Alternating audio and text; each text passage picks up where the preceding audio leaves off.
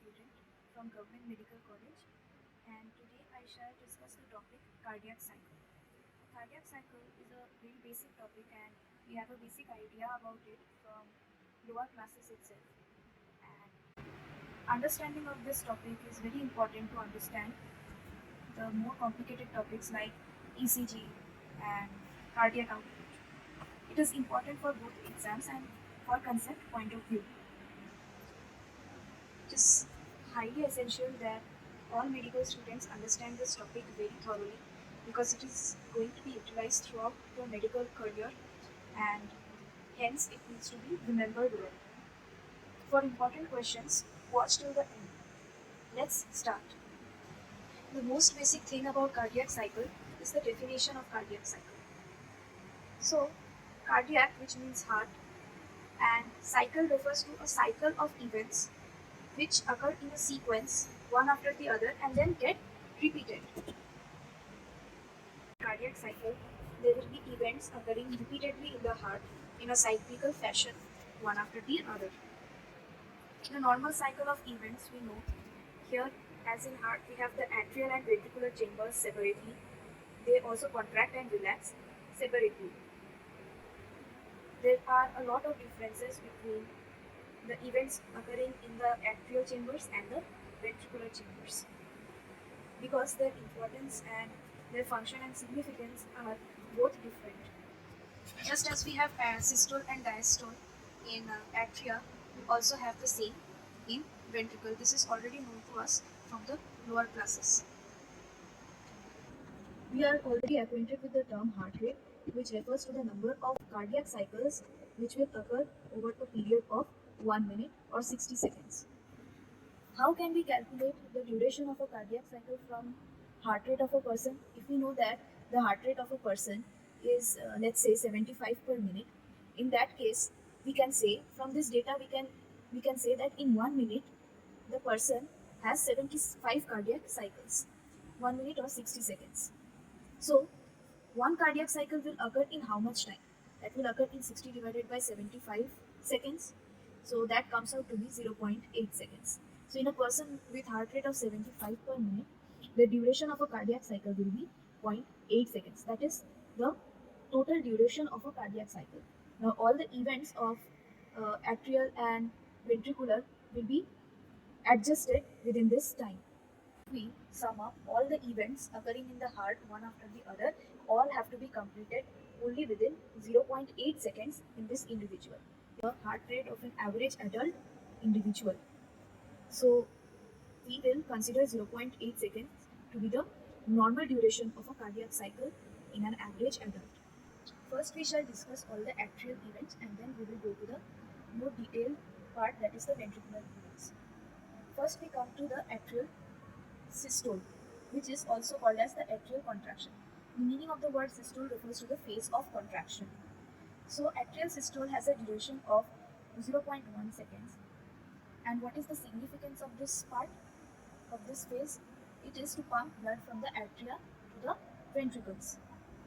However, one important point to know about this is that the significance of the atrial systole in pumping blood from atria to ventricles is only 30%. That is, by active contraction of the atria, only 30% of the blood will enter the ventricles from the atria, while the rest, 70% inflow, will be totally passive. That is, no energy is utilized in doing this pumping of 70% of the blood. Now we shall learn the application of this concept, that is in atrial fibrillation. Now what exactly happens in atrial fibrillation? Atrial fibrillation is a condition in which the atrial muscles will be contracting in totally uncoordinated manner. They will be totally uncoordinated, and if you can imagine a bag of worms, the way it can contract, it is totally uncoordinated. It's like why the atrial muscle will not be able to generate enough force in order to pump blood into the ventricles. Hence, in atrial fibrillation, there is no active flow of blood from atria to ventricles during the atrial systole. However, how much of the blood is that? that is only the 30% of the inflow in the ventricles. The remaining 70% is passive, and it is not dependent on atrial systole or atrial contraction.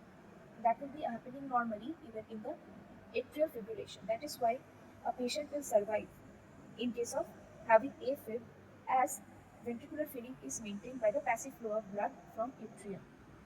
Although the active atrial output, what is active atrial output? It is the amount of blood that is ejected by atrial contraction. It is almost nil. It is almost nil. So from here we can answer this question. There is no effective atrial contraction in atrial fibrillation. Still the patient survives. How? However, one must note that atrial contraction plays a very important role during exercise. So what is the importance of atrial systole in exercise? What happens in exercise? The heart rate increases tremendously, and it will be resulting in the shortening of the diastole. The time period of diastole actually reduces. What will happen as a result? The passive filling of the ventricles will be reduced.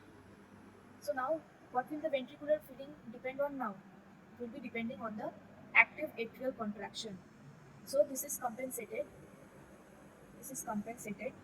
by active atrial contraction. Thus, this will be improving the ventricular filling to a satisfactory extent during shortened diastole. Now, what will happen to a patient of atrial fibrillation during exercise? In atrial fibrillation, this active atrial contraction is not occurring. So, it will be this compensation of the decrease in passive filling of ventricles will not be happening in atrial fibrillation. As a result of this, what will happen? The ventricles will not be able to fill up completely, and enough amount of blood will not be reaching the cardiac muscles and also the skeletal muscles. Hence, the person will be feeling fatigued in exercise. That is why a patient with atrial fibrillation cannot do very tough exercise, or certain forms of exercise are not allowed in patients of atrial fibrillation. So this is all about the atrial contraction. After this, we can say a small note on atrial diastole. It is a long phase and it takes around 0.7 seconds. Now we shall start the ventricular events, that is the ventricular systole and diastole. Ventricular systole refers to that phase in which the ventricles are undergoing contraction, and the period of time for which this happens is 0.3 seconds. The major time the ventricles are relaxing, that is the phase of relaxation or diastole, which is around 0.5 seconds.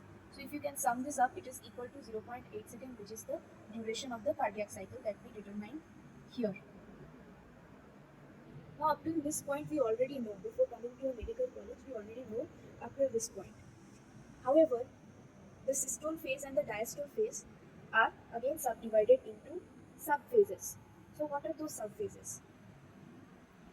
In case of ventricular systole, it is first the isovolumetric contraction phase, which is around 0.05 seconds, the rapid ejection phase, which is 0.11 second, and slow ejection phase, which is 0.14 second. And total, in all, it takes 0.3 seconds.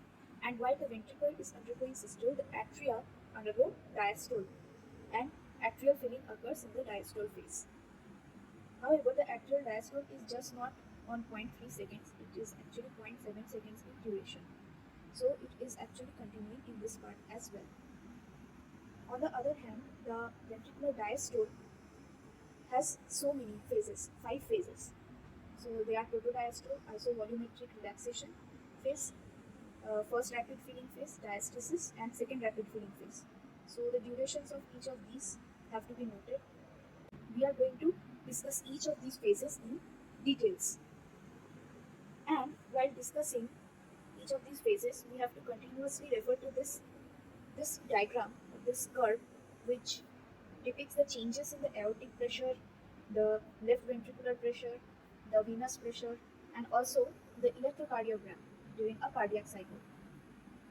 This diagram is called as the Vigor's diagram. It is popularly known as the Vigor's diagram, and all these changes together in this Vigor's diagram will depict the ventricular volume changes. can easily understand the events in the left ventricle or in general the ventricular events with the help of drawing flow charts. Flow charts are one of the best learning tools in order to outline a concept or to understand a sequence of events. We start with the description of events in the left ventricle. One more thing we note is the events in left ventricle and right ventricle are both same. They are all same. There is only one difference, that is in the right ventricle there is much lower pressure as compared to the left ventricle, because the right ventricle has to supply blood to the pulmonary circulation, which requires much lower pressure, while the left ventricle has to supply blood to the systemic circulation, and that requires much higher pressure. So that is the only difference. Otherwise, all the events are similar in both the ventricles. So let's start. As the ventricular diastole ends, the ventricle gets filled with blood because blood is continuously entering from the atria to the ventricles. And as it gets filled with blood, the ventricles will start contracting. That is, a new systole will start. Now, by the Boyle's law, pressure into volume is always constant. Now, if the volume of the ventricle is decreasing, the pressure inside the ventricle has to increase in order to maintain this constant. Hence, the intraventricular pressure will increase. Now, as the pressure inside the ventricle is high, the atria are comparatively empty, and hence the pressure inside the atria is low. Therefore, the blood will have the tendency to flow from a high pressure zone to a low pressure zone, that is from the ventricle to the atria. This is called as backflow. However, before this backflow could happen, the atrioventricular valves get closed, which prevents the backflow. Though the tendency of the blood is to flow back into the atria, it is ultimately prevented. Now, the closure of the AV valves will produce the first heart sound. We are already aware of this. Now, with this, we know ventricle becomes a totally closed cavity, because both the atrioventricular valve as well as the semilunar valve at the base of the aorta are both closed. Hence, the ventricle becomes a totally closed cavity, and we can assume it to have a fixed volume. Fixed volume refers to the volume of the blood inside. Okay, the blood is not so compressible, hence the volume of the blood will be more or less fixed inside. This phase is called as the isovolumetric contraction phase, because the ventricle is undergoing contraction in its systole. However, the volume inside remains same or constant, hence isovolumetric. Earlier it was called as isometric contraction, because we assume that the length of the muscle fibers of the ventricles remain constant. However, it has been observed that the muscle fibers undergo small changes in their length, hence it is not isometric. Now, the ventricle is continuously contracting, hence the pressure inside the ventricle will be rising sharply. This is a continuation of the isovolumetric contraction phase. As the intraventricular pressure continuously increases, at some point of time, it will become greater than the aortic pressure. The aortic pressure is normally 80 mm of mercury, and once this becomes greater than this value, the valve at the base of the aorta will open. Now, blood will be flowing from a high pressure area to the low pressure. So, from the left ventricle, it moves to the aorta, because the aortic valve is open here and the atrioventricular valve is closed. So, the blood will have only one pathway, that is into the aorta. And as there is sharp rise in the intraventricular pressure, the blood will be squeezed into the aorta at a high velocity. Hence, it is called as rapid ejection phase. Though the blood is flowing out of the ventricle, the intraventricular pressure at this phase will still keep rising because of ventricular contraction. Along with this, the intra-aortic pressure will also rise, because the blood enters into the aorta, and the rate at which the runoff of blood to the periphery happens is lower as compared to this entry of blood. Hence, the intra-aortic pressure will also increase. Both of these will reach to somewhere around 120 mm of Hg of mercury. Now, after After some blood is ejected from the ventricles, the intraventricular pressure will begin to drop in the later part of the systole. Hence, the ventricle will not be able to eject blood rapidly into the aorta. Hence, it is called as the reduced ejection phase.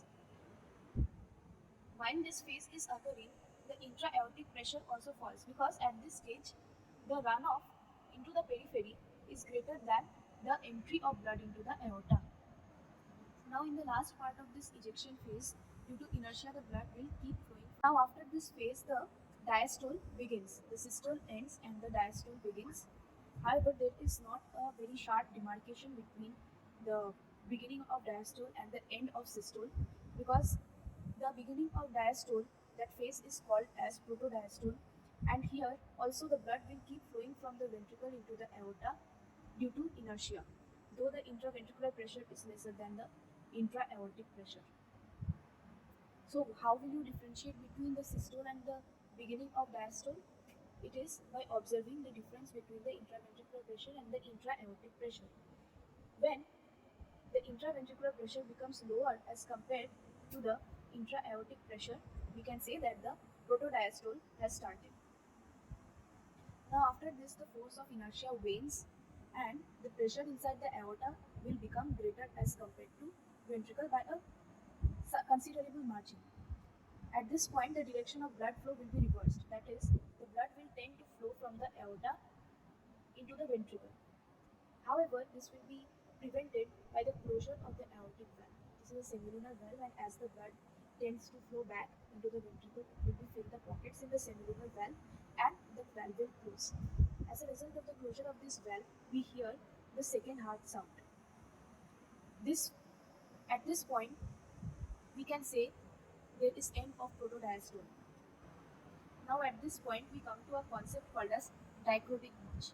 As the blood will flow back from the aorta into the left ventricle, this flow will be obstructed. How? Because the blood will get reflected from the semilunar valve at the base of the aorta. And as this happens, the pressure inside the aorta gets affected, and that will create a notch in the aortic pressure curve. This is called as the dicrotic notch. In this diagram, we can see this particular point is called as the dicrotic notch. So practically, if we see, the systole had ended with the reduced ejection phase. But what is clinical systole? Clinical systole is marked as the period between the first heart sound and the second heart sound. That is, it will be including the protodiastole, which is the beginning of the diastolic phase.